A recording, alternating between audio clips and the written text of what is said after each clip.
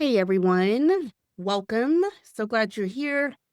So let's get started. Quick intro. I'm Jessica Wynn, the Director of Marketing here at SkySafe, and I am super excited about today's conversation. I do want to do some quick housekeeping before we get started. So this session will be recorded, and we're going to share the recording and the slides with you after.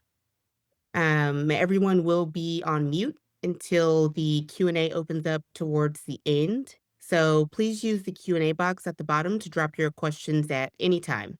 We're going to make sure to save time at the end to get through as many as we can. And if we don't get to all the questions, we'll be in touch with more info right after. All right, let me introduce our speakers. First, Dr. Mark Johnson from the University of Louisiana Monroe. Dr. Johnson is a professor in criminal justice at ULM, but here's what makes him perfect for this conversation. He brings more than 35 years of law enforcement experience. He retired as assistant chief from ULM Police Department after working with the LA County Sheriff's Department, the U.S. Army Military Police, the Monroe PD, and ULM PD. He's post-certified. He's testified as an expert witness in state and federal courts. He's currently serving as training director for ULM Police Department and their campus emergency response team. And most importantly for today, he's the guy who led ULM's successful FEMA grant application for drone detection. So he knows what he's talking about. And joining him is Matt Carlin, our senior director of sales here at SkySafe. Matt brings over a decade of enterprise SaaS experience and works very closely with our public safety, critical infrastructure, and municipal clients on deploying airspace intelligence solutions. Here is the thing. We talk to agencies every single week who say, we know we need drone detection. How the heck do we fund it? Budget is most times the concern. So today you are going to hear from someone who actually figured that out. The University of Louisiana Monroe successfully secured FEMA funding for their drone detection system, and Dr. Mark Johnson is here to tell you exactly how they did it. And the timing is perfect because the CUAS grant program deadline is December 5th. So if you're Right. scrambling to finalize your application right now, this is for you. But also, if you've missed that cycle and you're thinking, okay, next year, this is also for you. So you're going to learn what works, what didn't, and how to plan accordingly. I'm going to hand it off to Matt and let him take it away. Matt? Right. Awesome. Thank you for the intro, Jessica. And also, the 5th is Friday, so you have one more day to get it in. So Perfect. no worries at all. And great to see you again, Mark. Thanks for taking the time today. I know a lot of people might be wondering where ULM is. Can you shed some light on that? Sure. Again, thanks, Matt. I appreciate this opportunity. Just good seeing you again, and Jessica for putting this together. Yeah, when people think about Louisiana, the first thing, hey, where you at? New Orleans comes to mind. Well, I'm gonna tell you right now, where we're located, we're about as far away from New Orleans as you can be in the northeast corner of Louisiana. The usual story that I can tell that just tells everybody right where we're at. If you've ever watched Duck Dynasty, that's where we're at. We're where the duck people live. So hopefully a bunch of you doing the big, oh, okay, we know exactly where you're at now. So no, I don't know the duck people. I've only seen them one time. They were at the grocery store and we didn't speak, but they are here. They do live and they do exist. Put it out there. That's perfect. Perfect. Thank you for that. So let's get into it. So what's great about today's session is that we're not talking hypotheticals, right? This is a real example of something from the field. And so what you're going to hear today is exactly how it's done and done well. Mark's going to walk us through how they identified the threat, how they secured the funding, how they got some cutting edge solution to counter the drone threat. And so I figured let's start with the obvious. What made ULM realize that drone detection was even necessary? ULM is a drone school. We have a drone program where we're turning out lots of students who are utilizing this technology in the drone world. Well, like everything else, that's great. It's wonderful. It's got its positive applications. But as we've seen, we realize, well, there were their negative applications as well. So while we would have students on campus flying drones, we started encountering people who shouldn't have drones on campus. And we decided we need to be proactive, not reactive to these things, because it wouldn't take much for one of these people, some bad actor, to show up with a drone. So we got to looking at, is somebody going to slip in something where they're not supposed to? You know, and again, we dodged that bullet, hopefully, like to think so. We're not the biggest university out there, but we're also not the smallest. So we had to take that threat seriously. We got over 10,000 students. We're responsible for their security. And, and when you look, there's international implications. The war in Ukraine, you're seeing something every day. That thing's being used. Drones are being utilized to fight that war. Well, I hate to say it, but we live in a society. It's not that big of a jump for somebody's going to do that here in America. It's been done before. Bad guys are out here. And we have that domestic threat. We have the international threat. And the ULM, for our region, we're a research center. We're also a medical research center. So we do have some infrastructure here that could be potentially targeted. So we got to thinking about, hey, where do we want to be in the middle of this conversation? Wanted to be forward thinking. If this thing was to happen here, it's our responsibility to have a plan in place to thwart that threat, not try and pick up the pieces afterwards. So that's where we were fortunate and just had that great conversation ahead of time with the leadership here. No, that's perfect. And I love that point, right? Being forward thinking, being proactive, not reactive. And we see that all the time, right? With that broader environment where drones aren't inherently good or bad. It's a tool, right? So we've seen them delivering life-saving medical supplies. We see them with law enforcement with any sort of DFR program to get eyes on and really try to decrease that response time to 911 calls. But we've also seen them on the other side, smuggling contraband into prisons. We see them disrupting airports. We see them, flying over stadiums during sporting events. And so really that dual use reality is playing out on campuses too, like you're seeing, where drones are showing up for both that good and the bad. And so that's also where kind of the focus of SkySafe is. So when we think about that realization and when that realization kind of set in, what were your maybe initial concerns or barriers? And again, you brought up another point I didn't mention. We're part of the Sun Belt Conference for our sporting events, folks. And we've even gotten heads up notice that this is something that they're looking at. It's going to be a requirement for us down the road one day to add to our security posture. So the sporting event part of this, where we gather the large amount of folks, that was the issue. That's where we really wanted to be ahead of. The answer to your question, the concern, absolutely. The biggest challenge we knew going into this thing was going to be the budget. This thing had to be, we're like every other university. Times are tough. Higher education, the funding has to come from somewhere else because it's not going to be generated inside. We knew we had to find someplace out there that was going to fund this 100%. I knew into this when we started is if it was going to cost ULM one nickel, it was not going to happen. And that's where we were fortunate enough, as I was researching, I was contacting the different companies, getting different feedback. Well, that's just where SkySafe stood out. They were not just trying to sell me a product to sell me something. They were trying to meet a need. All right. So when we told them our specific need, this is what we can do. This is what we can't do. This is how we've got to go about doing it. These are going to be the barriers to it. All we got every single time, Matt and his team they listened to what we had to say. Everything that was being talked about, that listen to our concerns. If we're going to make this happen, you've got to do this for us. And they did. And that's what made just SkySafe so unique. Perfect. And I'll say that's exactly where we want to meet you, right? Is on the problem, not the product.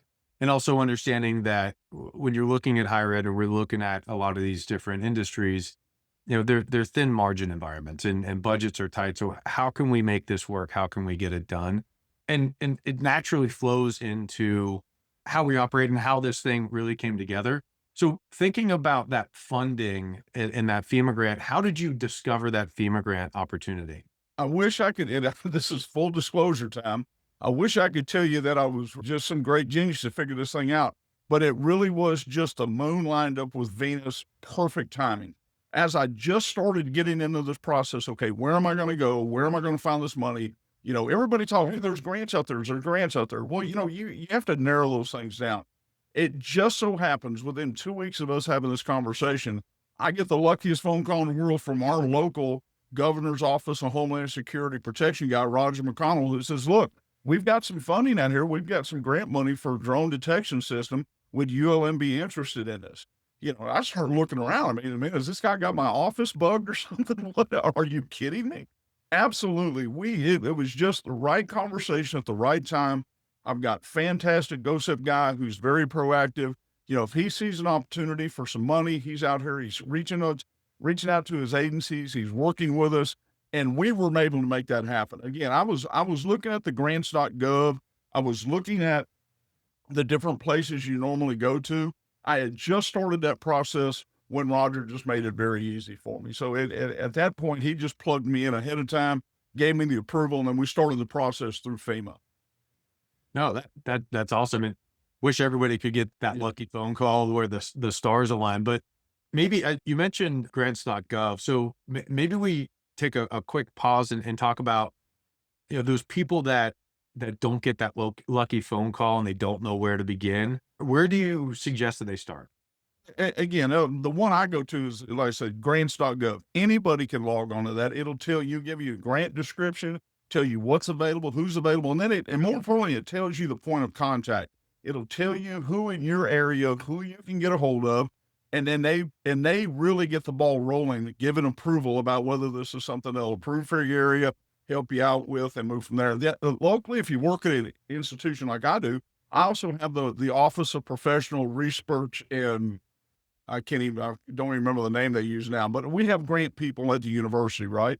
So they will keep an eye out for you. You punch them in. But I found out that really all they're doing is utilizing the same systems that anybody has access to. So I kind of back check them a good bit because, yeah, I do work for a bureaucracy. And, at the same time I'm asking for drone detection, well, they're probably asking for blood bile tubes or something. So I had to do my own research, make sure I was getting it done right. But again, these, and then of course you can go to these professional grant folks, but that costs money.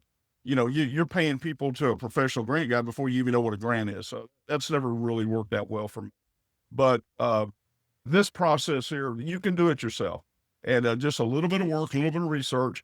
And then the other thing is, don't be, if you're looking at drone detection system, punch in who has it, research, find an agency who already has it or utilizes this technology, contact them folks. That's what I did because as coming up later on this conversation, I piggybacked a lot off of what they were doing just by researching and seeing who else was out there doing it and who they were dealing with.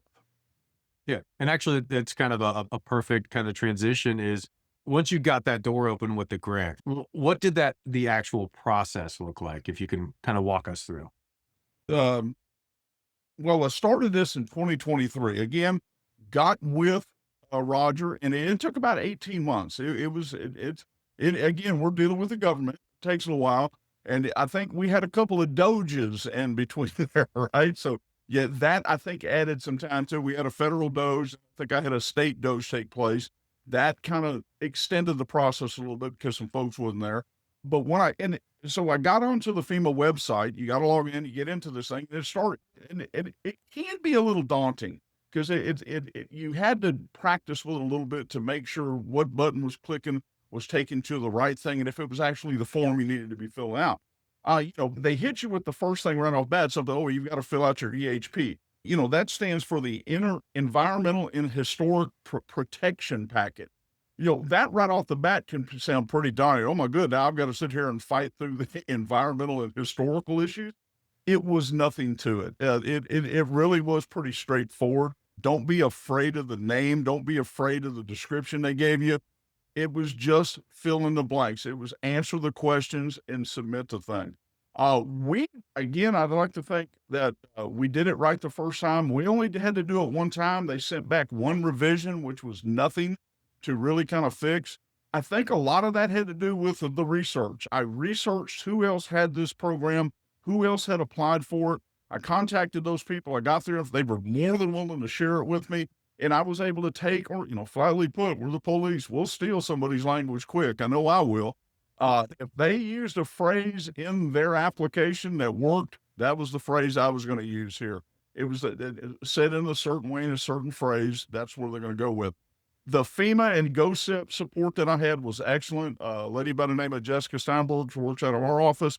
I was never running into the bureaucrat. I was running into a customer service lady. That's how I thought about it. No, Mark, this is what you need to do here. This is what you need to do there. Fill this one out here. So even when I was finding it to be a little daunting going through that checklist on the FEMA website, I would call her or I'd get a chat from her she was telling me what it was ahead of time and it was giving me the answers or how to answer it, better way of putting it, ahead of time. I was completely honest with her up front. I said, for a FEMA grant like this, I said, I'm a newbie at this. I don't have a clue. Talk to me like I don't have a clue about it.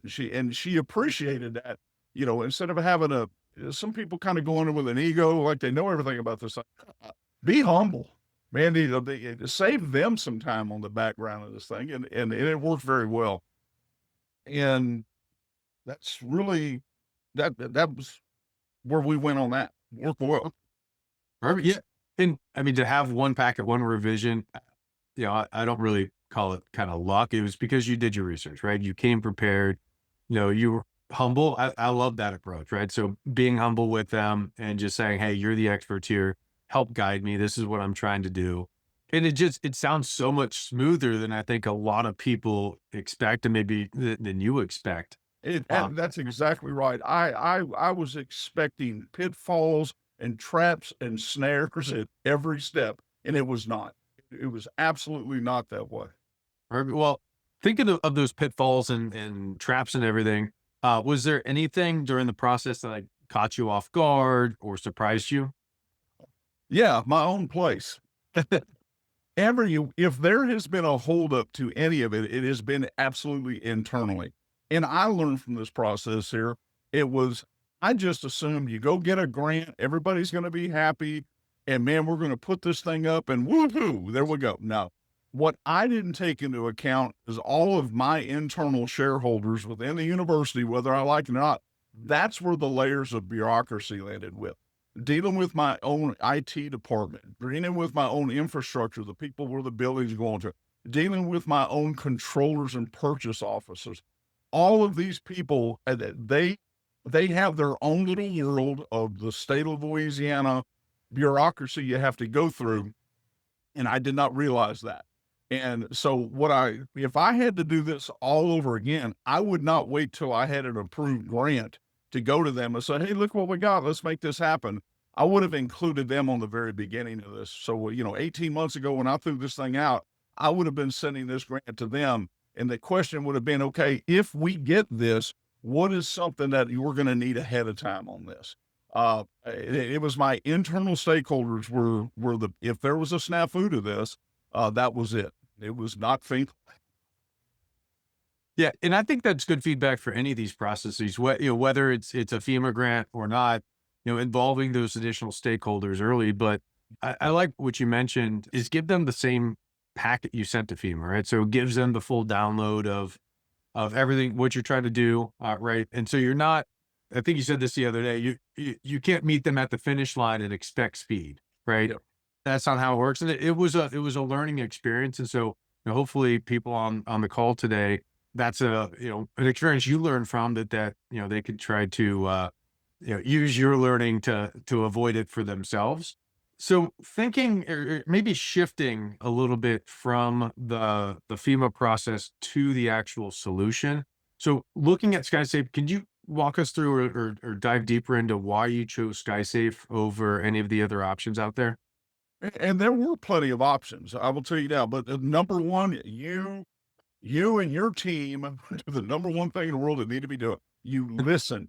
You listened to me from day one when I was serious about, look, I have this money, here it is up front, and if it costs a nickel more, we can't do it. With every other vendor that I went with, oh, okay, we can do that. But then the conversation always ended with an asterisk or a but or oh, for only this much more, you can get that. I really felt like I was dealing with used car dealers at every step of the way except for SkySafe. And the other thing that was really stood out to me was, hey, it was always a can do. It wasn't a we'll see, we'll make is if that's what we need to do, we will meet you. We will figure out a way to make this work. And again, if there was never any hidden anything to it. I never felt like I was dealing with a salesman. I felt like I was dealing with somebody who was truly committed to public safety. This guy and this company want to come in. We want to meet us halfway and they want to provide the protection. Those were always the conversations. The money side, yeah, they had to be there, but they were always straightforward. There were never any hidden parts, never got an asterisk, never got a what if, never, hey, for an additional 10%, look what we can do. That once we established where we at, we dealt with each other as equal, fair partners. And that's why SkySafe was a hands down, no two ways about it, the choice for this project.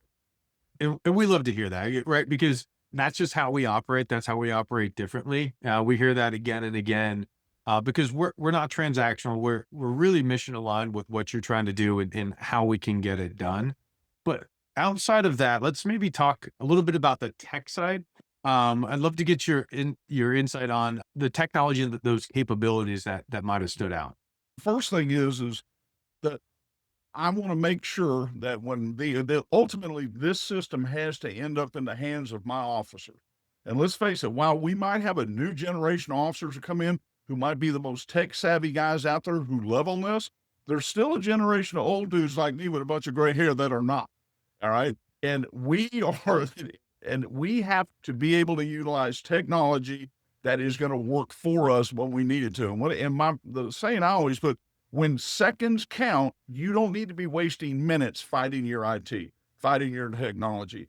And that's what really kind of sold me on. Again, one of the big selling parts was not only are we buying this system, it's going to work, but it should absolutely work for my lowest common denominator cop out there who's going to be able to work this thing out. You can get the access, the tablets in the car or the phone.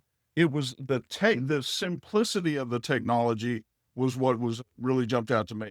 The other part was SkySafe takes care of everything. I don't have to hire somebody special. I don't have to train an IT guy in-house to fix something or to adjust something that needs done. SkySafe does everything. They come in, here's the system. It's on your phone or on your electronic devices. Go find some drones. And that's really how simple I wanted it to be. We're not taking resources away from the police department to make this system work. We're bringing resources in and it's working for us. And that's not always true with stuff we buy in law enforcement. I loved a couple of things that you said. When seconds count, we're not spending minutes figuring out the device. That's huge, right? You're already wearing so many different hats all the time. Why add an additional thing you have to do? And actually, a couple of weeks ago, I met with a local sheriff's department, and they have 8 sensors that they use for drones or drone detection. And it takes 12 officers to operate those systems. And their mobile systems was like, you have officers doing non-law enforcement work. So they're tasked with that. So those are blown resources. Maybe you should take a look and try something different. And I love the lowest common denominator interface, right? And it has that high situational impact. So I loved a lot of the things that you were saying. And that's really our approach is make it simple, let you focus on what the task is at hand. And then, leave kind of the technology and that stuff to SkySafe. And one of the things I heard you mention is like local partners or other local partners. Let's dig in a little bit on that and what kind of advice you'd give to many, any other universities or agencies that are considering drone detection. Well, again, I'm going to learn from my own shortcomings, if you will. This has been a learning experience. Since we've got this project up, since it's been running, word has kind of spread word of mouth around our area that we're getting this drone detection system. So here, just a couple of weeks ago, I got a call from one of our local major hospitals, the IT guy there, who's saying, "Hey, man, what can we do about this? We're looking at this. We need to have some possible drone detection surveillance for some safety for our key infrastructure here. Wait, what's the chances of ULM expanding that coverage to cover our hospital?" And then when the short answer was we couldn't. because our coverage area only covered ULM and it didn't go that far enough out. And I got to thinking about this, man, how great would that be if we were able to get a system that would have covered that area? And it just led me to think the future, if I had to do this over again, I would be going to the other key infrastructure folks within the city or the region and telling them what we're doing. And if we could have come up with some sort of package deal and presented that to FEMA or some other, whoever, local representatives, whoever, how much better, instead of us plucking apples one drone detection system at a time around the city, what about one big system? We could have cut down the whole tree and we would have solved the problem in one swoop. So, if again, my advice to this is just don't look at your own agency, look at the other key infrastructure areas in your place, partner with them and try. And again, I truly think that FEMA or some of the people that fund this are going to like the idea of funding 2 or 3 or 4 infrastructure projects under one big umbrella within that red circle there instead of having to add a bunch of red circles to it. So if we, again, getting more people involved in this, coming together, and how about this? We get away from what we commonly see in public safety, the left hand not doing what the right hand's doing. That is not that is something new out here. Get out of our own little silos, make one big silo for this. I just think it makes for a better public safety and two, just a better use of taxpayer money. And that's some great feedback on that and some great insight because also when we look the coverage that we have for ULM, that's the coverage that was important to the university. And so if the hospital or other regional or local stakeholders would have been involved and said, hey, this is important as well, we can scale up and down. I mean, up really the coverage pretty easy, right? And that's on us. So as additional stakeholders come on board, or if we have multiple stakeholders, our team does all the research, we do all the deployment, we do everything for you, like we talked about earlier. So it's not a heavy lift for us to help support that hospital. It's just that maybe we should have involved them earlier in the process, find some additional stakeholders, ask FEMA for some more money, right? And then also have that common operating picture for that region. So that's some great feedback. And so kind of as we wind down and head to Q&A, I want to toss it over to you, Mark, and see, do you have any final thoughts for the audience here? I think it's really important if you reach out to some folks, you've got to find the guy who cares about this. Sometimes if you go directly to the head administrator on some different things, their plate's full. Everybody's always coming to them with all kinds of great ideas, this, that, and the other. And sometimes that chief or that sheriff gets inundated to where he can't find out, or can't research everything like he needs to. I would recommend finding the IT guy or the people who have a passion for this, right? And getting them involved in it, getting them to understand what it can do for their agency or their region, and let that guy sell it to the chief or the sheriff or the administrator from within his own house. And again, if I can, I'm going to use this hospital story with you. My best friend, we've been partners for 30 years before we both retired. He's the chief of security at this hospital I'm talking about. And drone detection system wasn't high on his radar scope. All right. And this, like I said, my best friend. But he had a guy below him at an IT level. Once we started conversing, once I was able to show him what we were doing, capabilities, hooked him up with SkySafe, he was able to push that up to the right channels. And then it became important to them why this is something they need to consider. And they are currently pursuing this system on their own. So find the right, not just find the money, but then you got to find the right people. Find the people who have a passion for this thing. And trust me, there's probably the younger the person, the more passion, because the more IT you throw in a kid's hand, there's your selling point right there. So you got to get away from us old gray-haired guys. Find the young ones who love this stuff and let them run with it.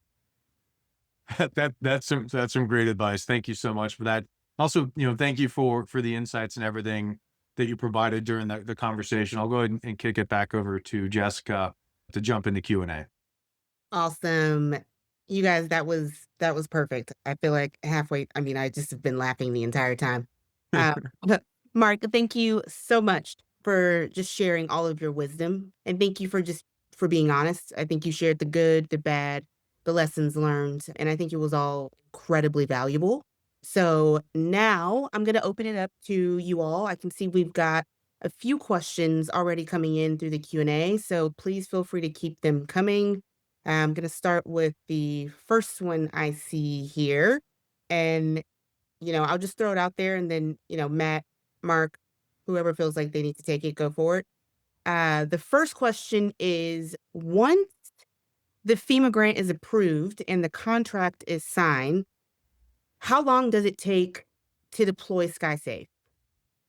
Yeah, that's a great question. So typically that process starts during the contract process where our team will start doing RF surveys and looking at real estate and looking at how we're gonna, if we don't have coverage in an area yet, how we're gonna get coverage there. A lot of areas we already have coverage, and in that case, we'll also do the same process and look to see, do we need to bolster anything? Do we need to deploy additional technology?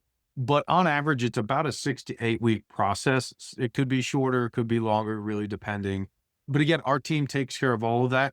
Typically, we do deploy in a third party location, right? So off of the property, but sometimes, like in the case of ULM, sometimes going on the university, at the university, or whoever the end customer is, makes a lot of sense. And then that can add some, either add or reduce some time to that deployment process. But typically, it's within 6 to 8 weeks, and again, sometimes shorter. All right.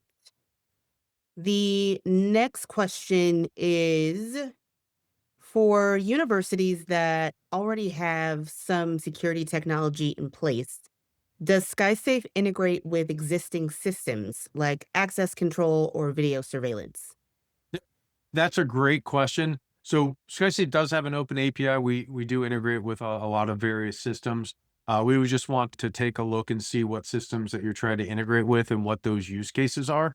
But we're happy to integrate. The other thing is we don't have to, right? We don't have to pull in any data. Our standard deployment, everything is web based. So your native browser on your phone, native browser on your tablet or your PC. So nothing to install, nothing to no IT headaches, I like to say. But again, it depends. And then any of the schools or law enforcement or anybody that's using Motorola Command Central Aware as a C2 system, full integration into there, and again, we're able to push that live data over. So to answer the question, we'd love to dive deeper into that, what those requirements are and what those systems are, but it's something we absolutely can do. All right. And I think there was another one that said, can this be integrated with video surveillance systems? But it sounds like you sort of answered that one with the previous question. The Yeah. next question And is, actually, I'll add one thing for video surveillance systems. One of the things that we see is with that integration with that operator location, because we can tell that operator location within about a 1 meter lat long. If you do have a PTZ camera system that can take it, that integration, a lot of times we can point that camera directly at where that operator is located, and you can get eyes on pretty quickly. So I do see that integration pretty often. awesome. All right. Next question. Does the FEMA grant cover only 1 year, or does it offer options for covering year two and subsequent years' cost? Yep. Great question. So it depends on the grant. Some of them are 1 year. What we were able to do in this case is structure a 2 year deployment under that 1 year. So it really just depends on the grant and how it's written. And we're happy to work with you within those constraints and make it work. And then the second part of that question is, did ULM have to go through the bid process to make the year one purchase, or was this available on state contract? Go ahead, Mark. No, no, you're going to answer it correct. Go ahead. Oh yeah. So we contracted directly with the university, but it is now a state contract in Louisiana.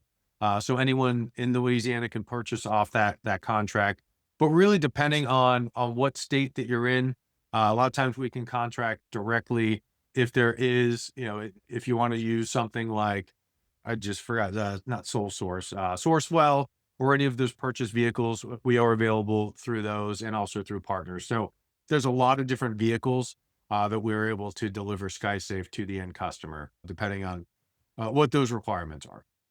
Yeah, and that was one of the headaches I thought I was going to have going into this, was that it was going to involve some sort of bid process.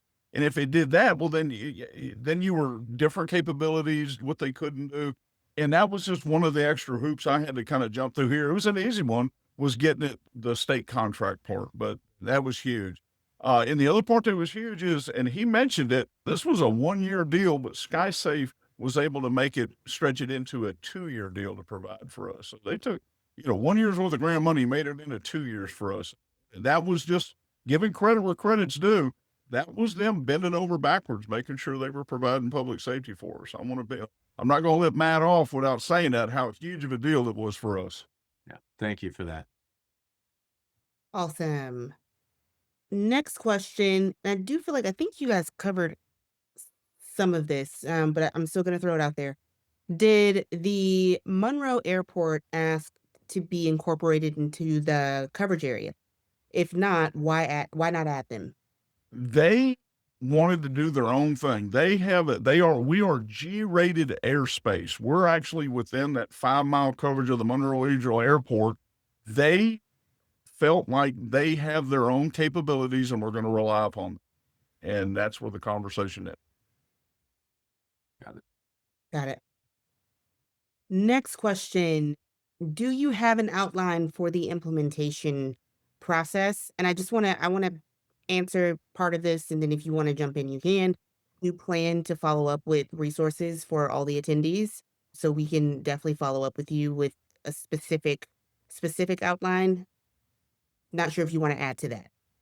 Yeah, it's going to depend on the deployment, right? The size, scope, et cetera, that airspace we're going to cover. But as part of all the processes, that's something that we cover with you as part of it. But if you want to have a separate conversation, understand how we do it, what we do, et cetera, happy to have that conversation. Or we have tons of resources on the team to have a one-off conversation about your specific use case. Awesome. Thanks, Matt. The next question is, I'm in a block grant state. Will I be able to apply for this at an airport? That's a good question. That's not Mark. Do you know the answer to that? I do I do not. not. I don't. Yeah. But what we can do is, why don't we have a follow up and see if there's some way we can find some resources to help with that question. Okay. Um, and I'll make a note Perfect. of that specific question. So we'll definitely follow back up with you on that one. The next question, is there a FEMA document or contact that you can point us to? That's Mark. I can give you mine, and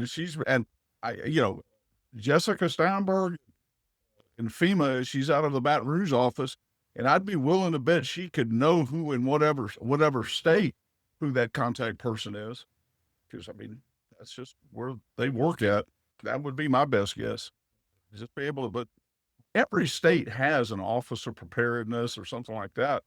Just reach out to who that person is and ask them, who's the person I need to be working for on these grants. That's what I did. And again, like I said, they called me, and I just rolled up the chain, and it has worked perfectly. So I think just a little bit of research on emergency preparedness in whatever state you're in, I think is a very good lead. Yeah, exactly. And then when it does come to filling out the FEMA documents, et cetera, we have a lot of resources. I've spent the past few weeks helping with the FIFA host cities apply for their FEMA grants. So we do have a lot of resources where we can help you. We can provide you our documentation, our alignment, et cetera. So happy to partner with you on it and happy to help any way we can to get that grant for you. All right. We have just a few more, and then we will wrap up soon. The next question is, what all detection are you utilizing currently? And that is directed at Mark, but I'm sure both of you can answer that. And then in parentheses, it's just asking if it's remote ID, radar, RF, acoustic. Yeah. You want me to answer that one? Go right ahead. Nothing. So yeah, it's the SkySafe technology. It's a passive RF system, so it intercepts and demodulates, so decrypts the signal going from the remote control to the drone. And from there, we can extract all the command and control and all that data from the drone. We also do pick up on remote ID.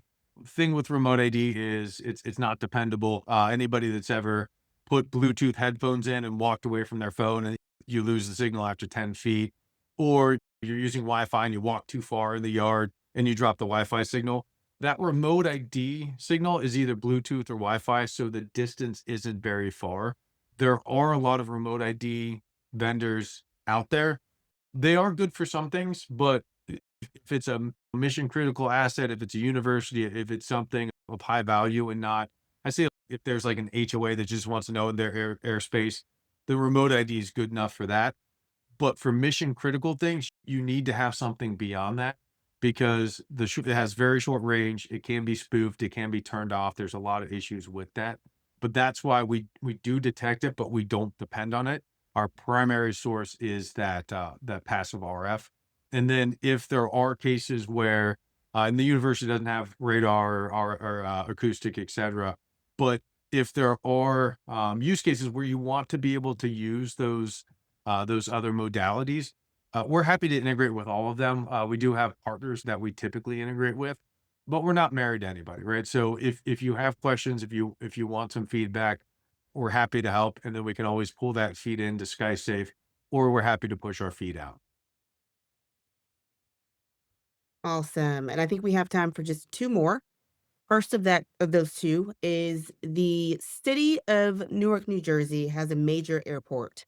How can the city find out if Liberty Airport has the technology so that we can partner with them? Any tips on that? Yeah, great question. So they don't currently have it through us. It actually is part of that broader World Cup and in that conversation of coverage around all those major airports in the host cities or the ones that support those host cities. I can't tell you if they have coverage through a different vendor. If you have access to the airport, I'd probably check with some operations is typically who we work with at the airport or airport police. But outside of that, I wouldn't be able to tell you if they do or don't, but they don't currently with us. All right. And last question for the day. Are there other FEMA grant programs besides CUAS that can fund drone detection, or is that the main one we should be targeting? That's a great question. Mark, do you wanna take a first pass? This is they have what drone detection. This is the only one that I'm aware of. There were several others out there if you were looking for drones to where they would supply the drone. But as far as drone detection, this was the one that is specifically there. And it's the only one that really popped up. And I didn't go past that. Gotcha. And there is currently the one that was mentioned at the for this year, it's due by the 5th, and that is for counter drones. It is a 2-year one, so there's going to be 250 million allocated to the 2026 calendar year, and then another 250 million allocated to the 2027 calendar year. But those grants are already out there. But I would encourage you just to take a look because it could check the boxes for other security grants and things that don't specifically call out drones or counter UAS. It could be somewhere in that gray area, but I do know that there are specific counter UAS grants out there available currently. And the thing I'm really looking forward to in the future is the grants to where they can keep this existing grant going. If that makes sense, in 2 to 3 years when we've got to re-looking at this thing, I'm hoping that the funding that this takes off and that they realize it's worth, whether that's another grant process we go through or what have you. But I'm really pushing and trying to find out if anybody has this information, please let me know how to keep these things funded and keep them going. That's where I'm looking for. That's my next project as I move forward. We got it paid for. Now let's keep it paid for. Yeah. Yep. Not a nickel more. I love it. All right. Everyone, thank you so much for joining us today. Here's what happens next. You are gonna get a recording in your inbox, should hit tomorrow morning. We're also gonna send you the slides and any resources we mentioned today. And if you want to talk more about FEMA grants, funding, drone detection, whatever, scan the QR code and book a meeting with us. That's what we're here for. So, Mark, I just want to thank you again for being so generous with your time and your story today. This is exactly the kind of real world experience I think people need to hear. Really quick, is where can people find you or reach out to you if they want to have or ask you any specific questions? Is there a place that you can share or that you're willing to share? Yeah. My email is majohnson@ulm.edu. Burn it up. Everybody else does. I love and I really hope I get some interaction. It sounds like we have people from all across the country on this thing. I'm all about networking. I'm all about seeing what other people are doing, all about stealing your ideas. I share mine. I'm great with that. I would love to hear from some of you out there. Again, mjohnson@ulm.edu. And I'll also include his email and contact info in the slide deck that we send out tomorrow morning. So if you didn't get that, don't worry about it. We'll include it just so you can reach out to him. And Matt, obviously, thank you so much for just facilitating this wonderful conversation. Incredibly valuable. I hope the audience felt the same way. And to everyone on the call, thanks for spending your time with us today. And we know you're busy. We know it's the holidays. So we just really appreciate you being here and have a great rest of your day.